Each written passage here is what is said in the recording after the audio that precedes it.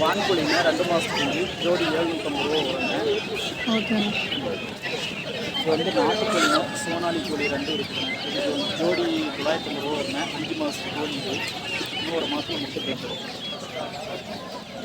இது சோனாலி 1.5 மாதத்துக்கு குஞ்சுங்க. இது ஜோடி வந்து 300 ரூபா வருங்க. நீங்கள் ஃபார்ம் வந்து அதிகமாக கேட்டிங்கன்னா டோர் டெலிவரி பண்ணிடுவாங்க. ரேட்டு குறைச்சி எடுத்துக்கலாம்.